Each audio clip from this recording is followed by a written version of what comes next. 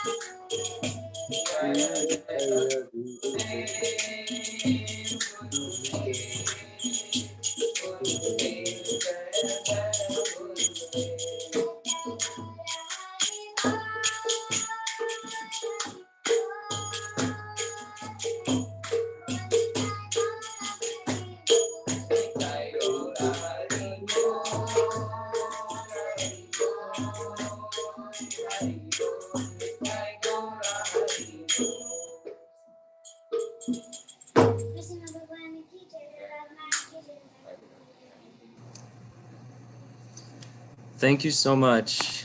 And now we'll turn it over to our speaker tonight, His Grace Subal Prabhu. Thank you so much, Subal Prabhu, for speaking. And for those of you who don't know, it's also a very special day. It's Prabhu's birthday.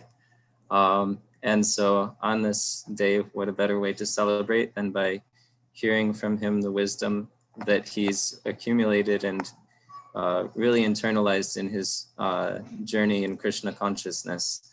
So he's going to be taking us through both the primarily 21st chapter of third canto, but also some of chapter 20. And he's titled his class, Origin of Humanity.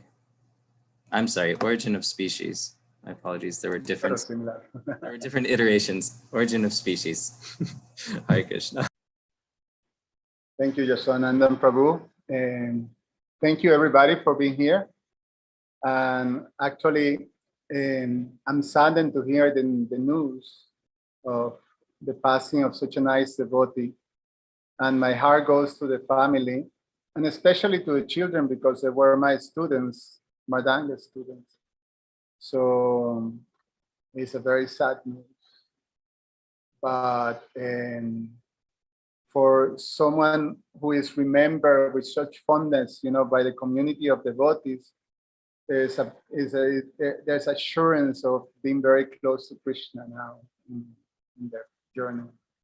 So my condolences and my heart goes to the whole family. So I'm going to share the screen with PowerPoint. Let me see if I can figure this out. I'm not great at this technology, so let's see. Is that looks good for everybody? Yes, Prabhu. We see Okay. we see the collection of slides. Okay, let me see if I can make it now. Just one slide. Hold on.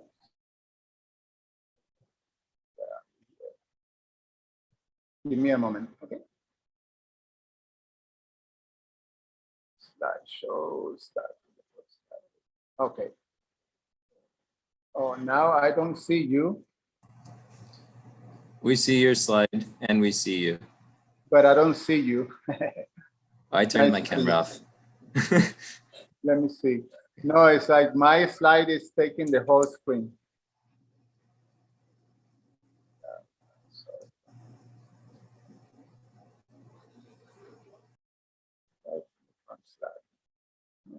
How to do it? Well, I have to do it blindly. Then it's nice to have a sense of seeing something. But so we're speaking on this series called As Brilliant as the Sun. I understand that has been the theme for quite a while of the Sunday feast, and is absorbing ourselves in the beautiful Srimad Bhagavatam. And specifically, today we're covering the third canto, and the third canto is titled The Status Quo. It's a word, the status quo is actually a word that tells us about, you know, how reality is. What is the state of reality in which we live, the status quo. So the Srimad Bhagavatam, third canto, goes in depth into the reality of the universe, the actual status quo of the reality that we live in this universe. So I like to, to start this by going a little back and getting a little bit of an overview where, so we can have a continue, where we are right now with this presentation of the third canto.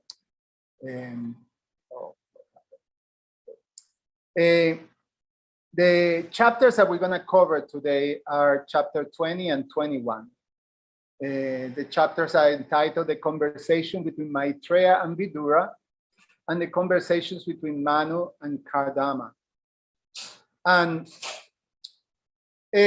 just to go back and have a sense, of this part of the Bhagavatam, the Padma Purana tells us about that the Bhagavatam, the Srimad Bhagavatam, is not different than the Lord himself. In fact, it's considered the Granthavatara. Grantha means book, and avatar is the incarnation of the Lord. So this is the book incarnation of the Lord. And as such, when we come and take darshan of this form of the Lord, we understand by the principles of worship that we start with the lotus feet and then gradually go all the way to the beautiful face of the personality of Godhead. So the Padma Purana tells us that the first and the second cantos of the Bhagavatam are considered Sri Krishna's lotus feet. And the third and the fourth, which is the cantos that the canto that we're covering today is the third canto, is considered the thighs of the Lord. The fifth canto is his navel, the sixth canto is his chest, the seventh and the eighth canto are his arms, the ninth canto is his throat, the 10th canto is his beautiful lotus face, and the 11th canto is his forehead, and the 12th canto is his head. And also, important to understand, to have the context of this canto, of the third canto, is these 10 topics that are presented in the Bhagavatam And throughout the whole Bhagavatam, these 10 topics are presented, but in each one of these topics are highlighted in a particular canto. And the 10 topics of the Bhagavatam are Sarga, which is the universal creation by the Supreme Lord, Visarga, the secondary creation by Lord Brahma, Sthanam, positioning of living entities in various planetary systems, Poshanam, the Lord's protection for the devotees, Uti, inclination to act, Manvantara, the reigns of the Manus, Ishanukatha, the topics of the Lord's various incarnations and his devotees, Nirodha, annihilation, Mukti, liberation, and Ashraya, the supreme shelter of Lord Krishna, or the, as Prabhupada tells us, is the summon bonum. So the third canto, this status quo, which correspond as Krishna's thighs, predominantly describe the topics of Sarga and Visarga. Again, Sarga is the cosmic manifestation of the creation of this whole cosmic world by the Supreme Lord. And Visarga is the sub-creation by Lord Brahma. And these two topics are highlighted through the conversation of Vidura and Maitreya. And it's also explained that is in this canto, then the description of eternal time, embryology, which is actually how the whole universe is populated, family life, Sankhya, Bhakti Yoga, Astanga Yoga, Jnana Yoga, Karma, and the spiritual and material worlds. These are described in the third canto. And we also will learn, and actually we already heard in the previous chapters, of the pastimes of Lord Varaha and the descriptions of the Vaikuntha planets. And now, from this chapter on, especially from chapter 21 on, we're gonna hear about the household life of Kardama Muni and Devahuti. And later, after that, we will hear the teachings of Lord Kapila. So this is the third canto in a nutshell. And the way the Srimad Bhagavatam is, the architecture of the Srimad Bhagavatam is extremely beautiful.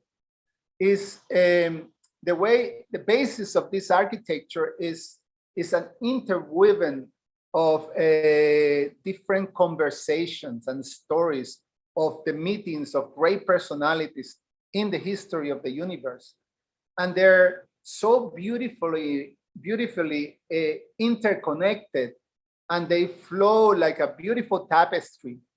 And from one conversation comes to another conversation, and something, you know, it flows. And in these conversations, the transcendental topics of the personality of Godhead are presented. Srila Vyasadeva, the author of the Bhagavatam, of the Srimad Bhagavatam, and the compiler of the Vedas, he started this narration of the Bhagavatam by telling us about the story of the meetings of Suta Goswami and the sages of Naimisaranya. Suta Goswami was present during the recitation of the Bhagavatam that Sukadeva Goswami gave to Maharaj Pariksit. And the narration here, how is the Bhagavatam starts, Suta Goswami comes to Naimisaranya, and he meets with the saintly persons of the world who, at the beginning of Kali Yuga, decided to do this great sacrifice to counteract the terrible qualities and influence of Kali Yuga in humanity.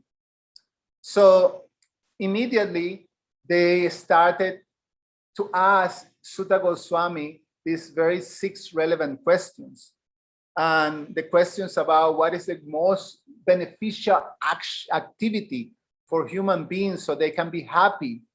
And they asked about the pastimes of the Lord. They asked about how the Lord created this whole universe. And they asked 6 questions. And among those questions also was now that Krishna has departed, where the principles of religions will take shelter. So Srila Suta Goswami answers these questions very, very beautifully. And at the end, he tells them that the principles of religions have been taking shelter in the pages or in the narrations of the Srimad Bhagavatam. And naturally, the sages of Naimisaranya, headed by the great Shanaka Rishi, they wanted to hear about the Srimad Bhagavatam and how this Srimad Bhagavatam came to be narrated by Srila Sukadeva Goswami to Maharaj Pariksit. So Srila Suta Goswami started to narrate the meeting of Sukadeva Goswami and King Pariksit, and how all the events that happened to bring this meeting to happen.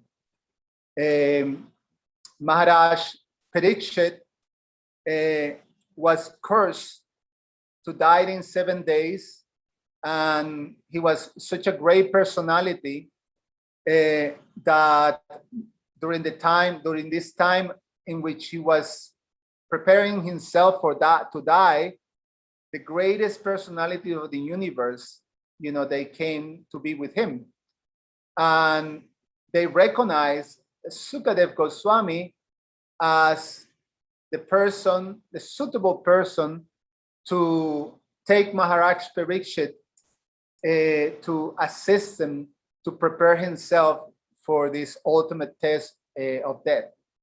And Maharaj Pariksit asked the question to Sukadeva Goswami of what is the duty of a man who is about to die. And Srila Sukadeva Goswami answered the questions basically by explaining to him that the greatest duty of a man who is about to die is to absorb himself in the topics of the Supreme Personality of Godhead, and especially the topics of the Srimad Bhagavatam. And naturally, Maharaj Pariksit wanted to hear from Sukadeva Goswami about the narrations of the Srimad Bhagavatam. And he asked many, many wonderful questions. Among those questions was he wanted to know about the creation, the manifestation of this universe. And Srila Sukadeva Goswami took Maharaj Pariksit to answer the questions about how the Lord manifested this wonderful creation. Then he took him to this conversation that took place between Vidura and Maitreya Muni, and that's where we're right now. In the 3rd canto, it starts by, bringing us that Sukadeva Goswami introducing Maharaj Pariksit to this conversation that happens between Vidura and Maitreya Muni.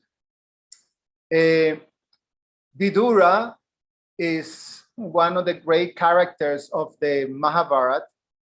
He was the middle brother of these 3 brothers who were the descendants of Kuru, the Kauravas, Dhritarashtra, Pandu, and Vidura, 3 sons of Maharaj Vichitravidya, which is the descendants from King Shantanu and from Kuru, the descendant. This is the Moon dynasty coming from Bharat Maharaj. So the story of the Mahabharata is based on this great dynasty. So the story goes, in the Mahabharata, how Vidura, he left after being insulted by Duryodhana. He left Hastinapuri and went into pilgrimage. And his pilgrimage during many, many years, I think it was something about 34 years, he traveled to many places, and among those places he came at the end to meet with the great saint Maitreya. Maitreya Muni was a disciple of Parashara Muni, who was the father of Vyasadeva. And Vyasadeva became the surrogate father of these three brothers, Dhritarashtra, Pandu, and Vidura. And so Maitreya Muni and Vyasadeva were close friends because of the relationship that they have through Vyasadeva's father, Parashara Muni. And so Vidura met with Maitreya Muni.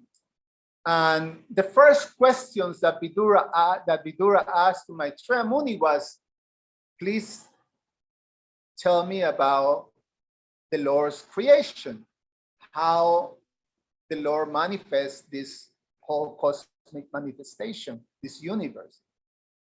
And so the topics of Sarga and Visarga.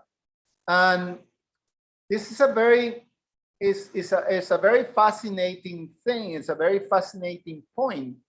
Why? I recently, my spiritual master, His Holiness Romapat Swami, is being actually discussing about this very topic in Naperville. They're also covering the Bhagavatam, an overview of the Bhagavatam, and he was doing exactly the overview of this part of the Bhagavatam, the third canto. And in this conversation of Vidura and Maitreya, and he highlighted how Maitreya could have asked, Vidura could have asked Maitreya any question, regarding the spiritual reality and realizations. Maitreya Muni was very, very advanced devotee. Maitreya Muni was personally present. He was, firsthand present between the instruction, the discussion that happens between Uddhava and Krsna. So Maitreya Muni was very advanced. He was able to receive direct instructions from Krsna. And so Vidura, he started by asking him, about the creation. And His Holiness Romapat Swami highlighted that it is important to ask about this topic because to understand the origins of this world, the origins of our origins, and the origins of the universe is very important because it will allow us to actually relate to the universe according to that understanding. It will allow us to understand our nature and our identity too, and our connection, the connection of everything with the original source, which is the Supreme Personality of Godhead. So it is an important topic that over and over, throughout these different conversations that we're going to actually hear throughout this whole time that we're going to be absorbing in the Bhagavatam, this is a question that comes over and over. The sages of Naimisaranya asked Srila Suta Goswami about this very same topic among the 6 questions. King Pariksit asked Sukadeva Goswami about this very same topic. And then Vidura, that was the first thing that he asked when he met Maitreya Muni. And in one sense, that is why I, took this title. I thought of a title when Jasoanandan Prabhu asked me, well, what title I'm thinking for this presentation, I thought the importance, I took from this origin of the species, that is the prevalent understanding that in this modern world we have of the universe. Charles Darwin, he presented these theories about the origin of the universe and the origin of all the species, the origin of life. And he basically brings everything to a common source, which is, a very simple organism, like an amoeba type of organism, how you call that? Like a simple organism. And from that simple organism, then, through natural selection and evolution, then different species is starting to appear through the pass of time, all the way to the appearance of mankind, the human race, or the human, the living entities, the human living entities. So, and with this type of understanding, then there's a particular way that the world relates to the universe, which is basically a materialistic, atheistic type of relation with the universe and with the source. So the Bhagavatam tells us about the origin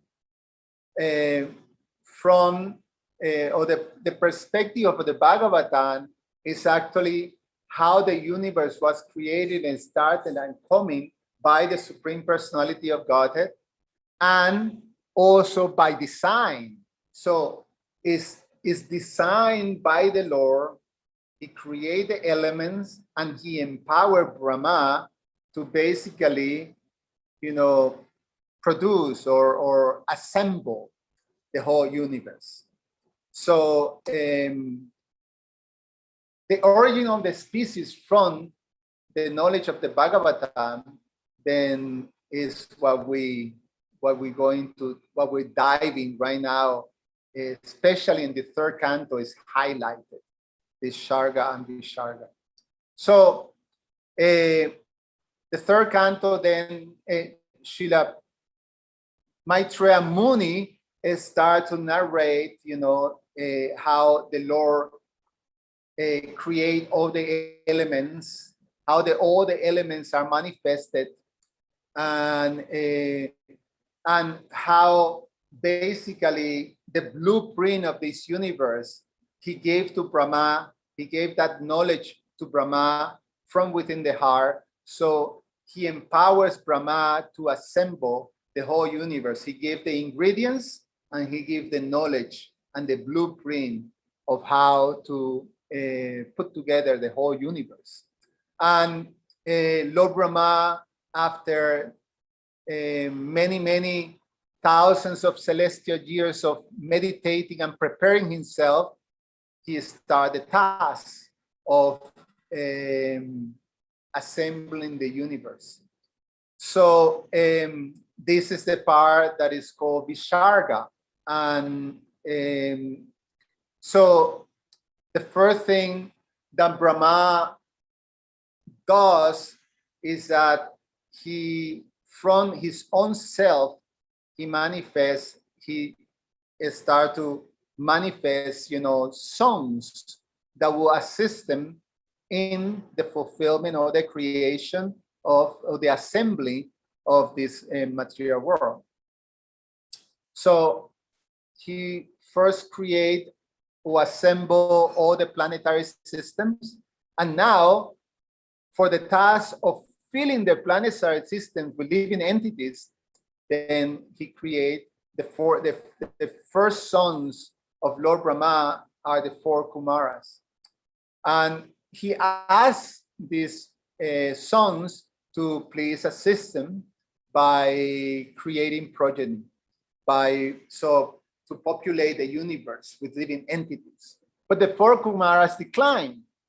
They didn't want to enter, into the whole entanglement of procreation or like that. So they decided that will remain brahmacharis, and they will remain as little boys, to act the form of little boys. Actually, they're the oldest living entities in this universe besides Lord Brahma. So Brahma became very upset when they decided to not follow his instruction.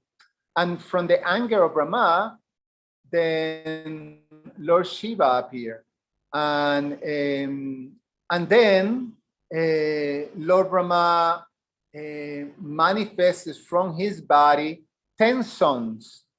And these 10 sons of Lord Brahma, this is the narration. This is from the 12th chapter of the Bhagavatam. I'm actually giving you an overview, so we have a picture of the understanding of the narration up to where we are right now, chapter 21. So the Bhagavatam tells us that Brahma, who was empowered by the Supreme Personality of Godhead, thought of generating living entities and begot 10 sons for the extension of the generations. So the 10 sons are Marichi, Atri, Angira, Pulastya, Pulaha, Kratu, Brigu, Vashishta, Daksha, and the last is Narada Muni. So Narada, it is said, that was born from the deliberation of Brahma, which is the best part of the body. Vashishta was born from his breathing, Daksha from a thumb, Brigu from his touch, Kratu from his hand, Pulatsya was generated from the ears, Angira from the mouth, Atri from the eyes, Marichi from the mind, and Pulaha from the navel of Brahma. So all from his body, all these great, they're called the Prajapatis, the great sages. Among these 10, 7 are considered the Sapta Rishis of the great, saintly persons of the universe. And also, there were other sons that Lord Brahma manifested for the purpose of just filling the universe with living entities. And one of them was sage Kardama Muni. And it is said that Kardama Muni was manifested from the shadow of Lord Brahma. So Lord Brahma requested all these sons to actually assist him with this purpose of this important part of the creation, which manifests in the living entities. Specifically, Kardama Muni, he took the instruction of his father and went to this place and performed austerities for thousands of celestial years to prepare himself to fulfill the order of his father. And later on, we're going to hear about Kardama Muni, especially in chapter 21. But Lord Brahma was very concerned because he could see, even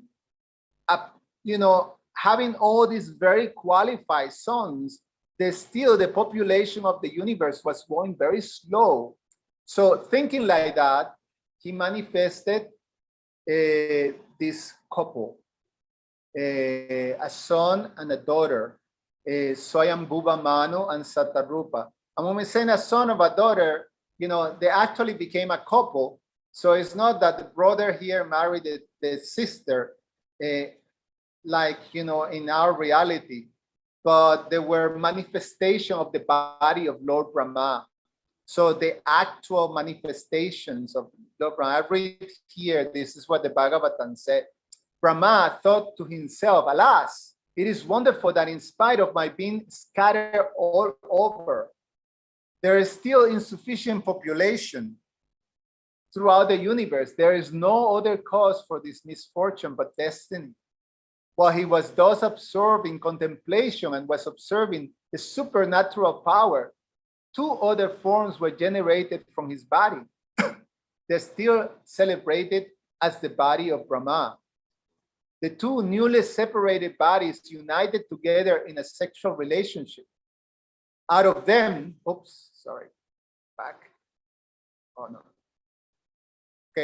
out of them, the one who had a male form became known as Manu, named Swayambhuva, and the woman became known as Satarupa, the queen of the great soul Manu.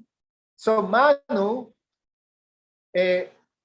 received a form, it's a human form. He actually became the emblem of the human form.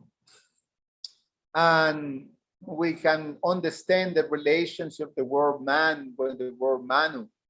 And through Manu, the directions, the directive for how mankind should function in this universe, the instructions and the directions of Manu is the basis of this Manu Samhita, which is the laws for mankind in the universe.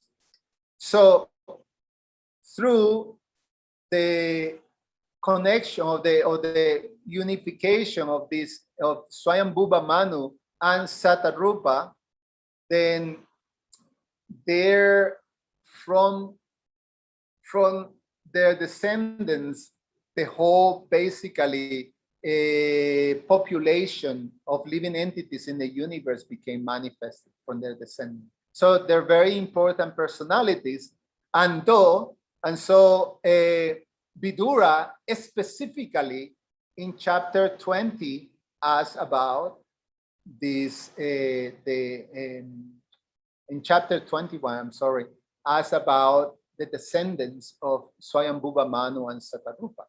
So we have here, I mean, it's a lot of names, and the whole family tree coming from Krishna to Lord Brahma, and then Lord Brahma, all his sons, the 10 sons and the 4 Kumaras and Lord Shiva, and Swayambhuva Manu and Satarupa.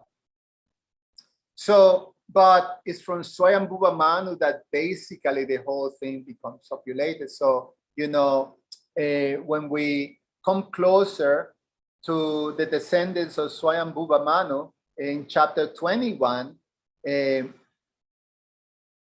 Vidura asks about them. So, Swayambhuva Manu and Satarupa had 5 children, 2 boys, or 2 male and 3 females.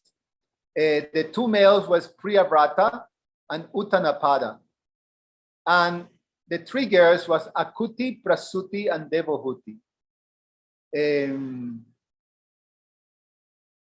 Akuti was the oldest one, Prasuti was the youngest one, and Devahuti was the middle one. So very important in this narration, there's 2 of the sisters who got married to 2 of the great Prajapatis.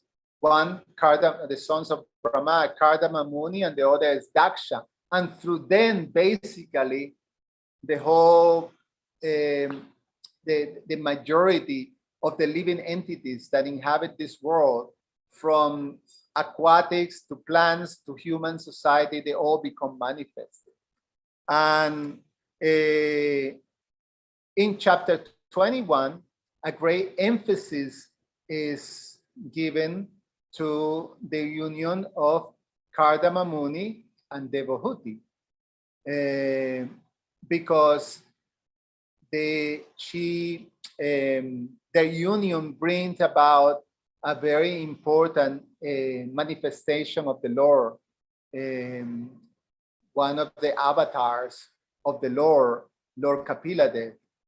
And Lord Kapiladev is very celebrated in the narrations of the Bhagavatam for giving us the Sankhya philosophy. And in the Sankhya philosophy is a breakdown of all the elements and the connection that this very scientific understanding has to give us a basis for full surrender to the personality of God, to his lotus feet.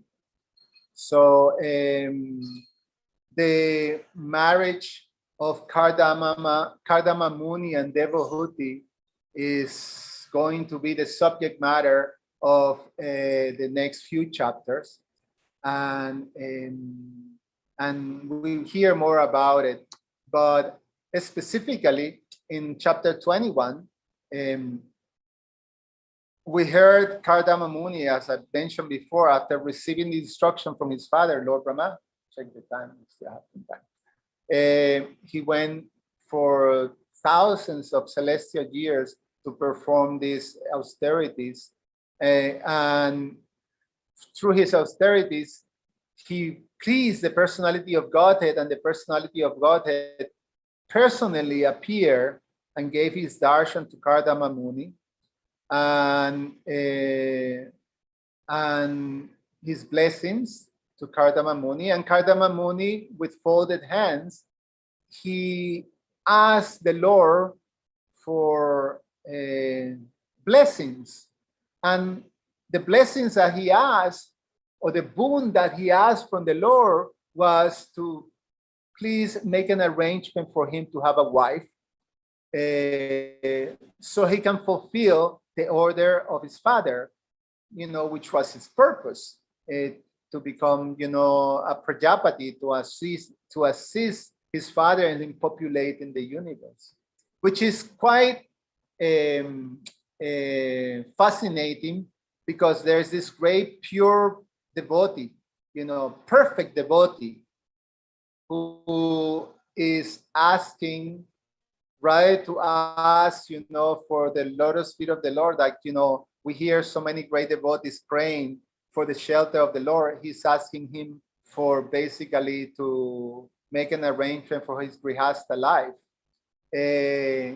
However, this is very different. Kardama Muni was a perfect devotee, and he was focused on fulfilling the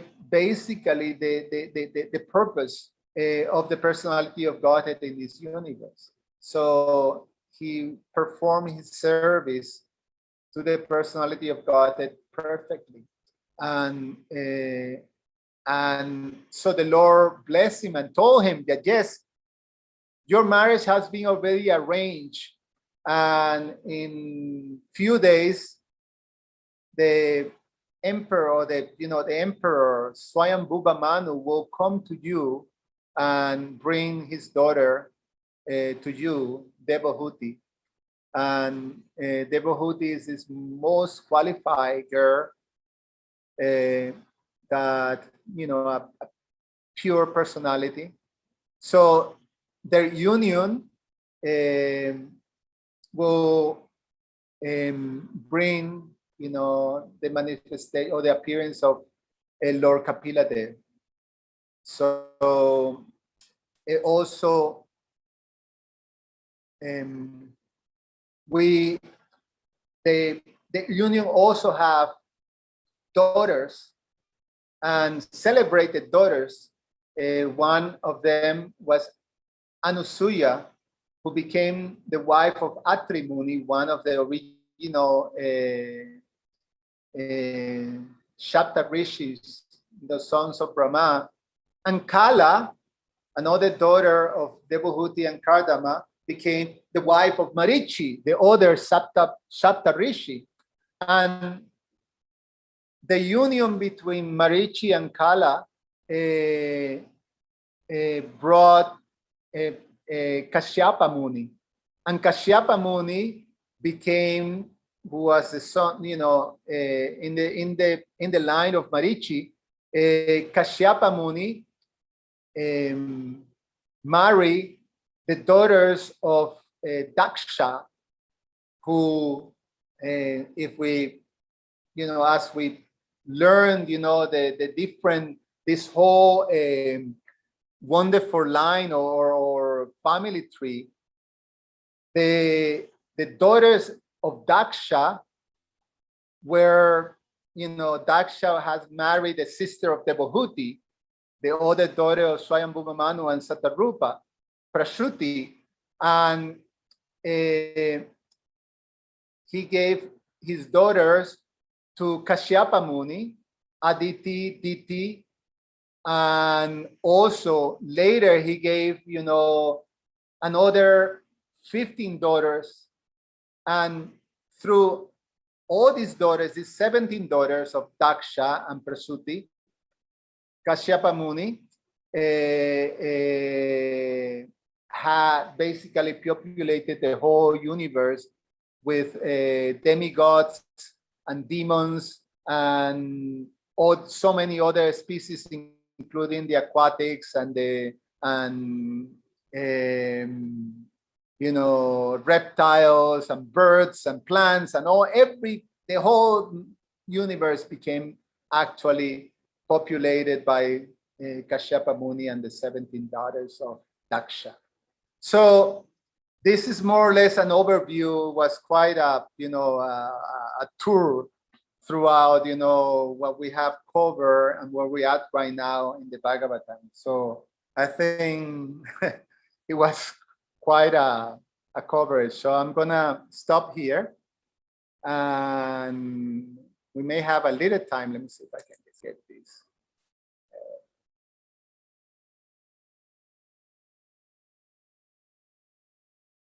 Stop sharing. Okay, so we may have a little time to, if there's any questions or something that you may want to know or clarify for yourself.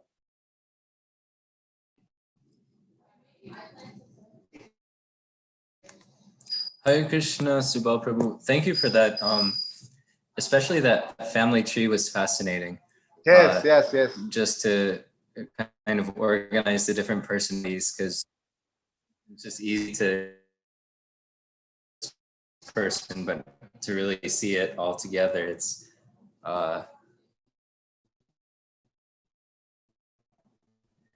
yes, through the Bhagavatam, we listen through all of them,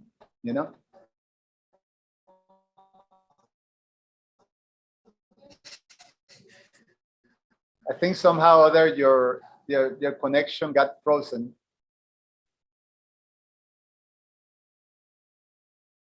Working on that. Can you hear?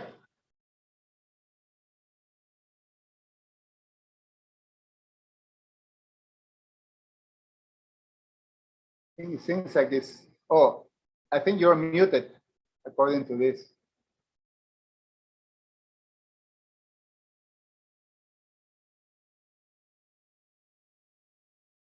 Yes, Ananda Prabhu.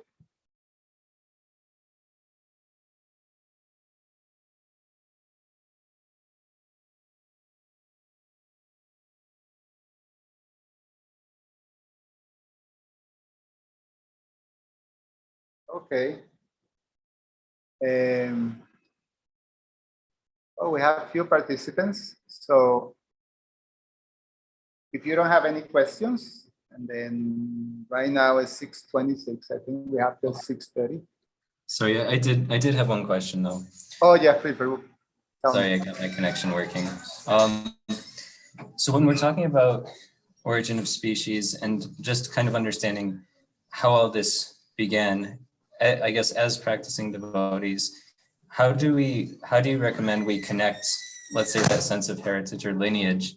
So this is where to present day we all came from, and just how to take that to further our devotional practice.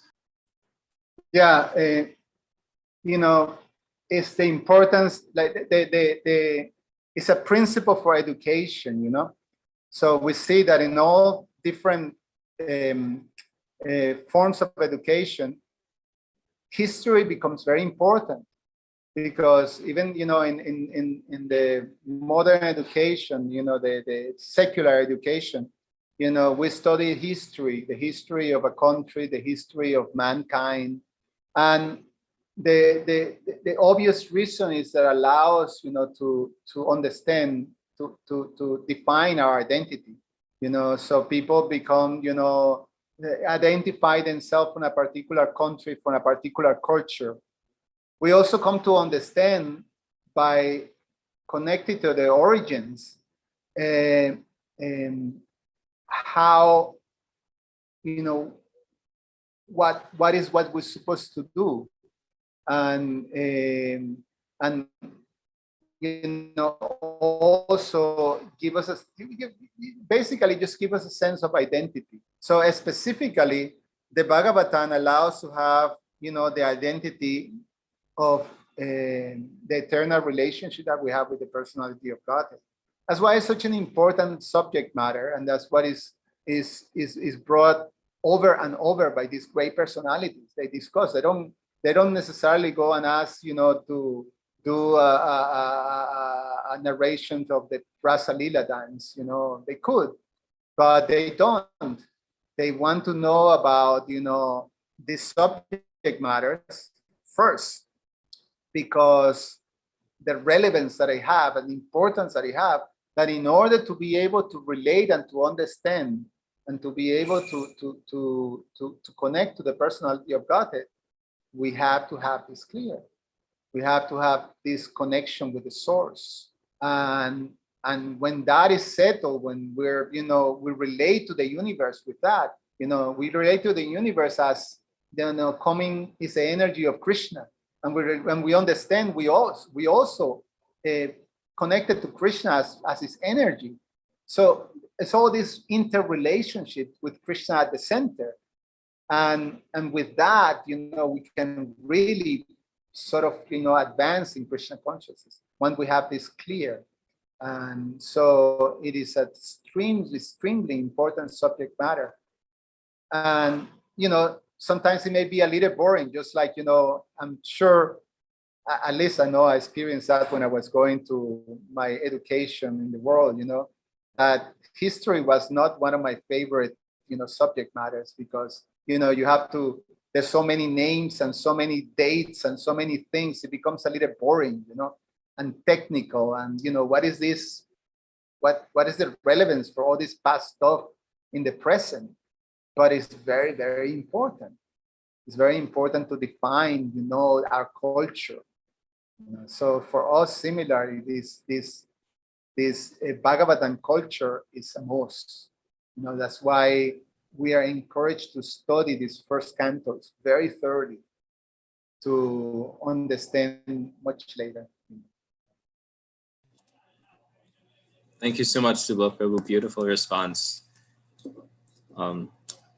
And I'm not seeing any other questions in the chat or on YouTube. So if you wanted to close it off, either if you had a conclusion statement of what you would like us, like if there was one thing you wanted us to take away, or if the response to your question was that takeaway, however you would like it, and then we'll close off with that. Yeah, I think that's the message that I take, you know, the appreciation of, you know, diving into this, you know, almost fascinating, you know, universe, and how everything is put together, and the connection that we have with the universe and with its origins. In Indian culture, you have, you know, people, it's a little easier because, you know, you ask for your gotra, and all these different people have you know, a gotra that is connected to one of these great personalities in the universe, you know. So so similarly, we too have, you know, that connection, everybody. So thank you so much for the opportunity.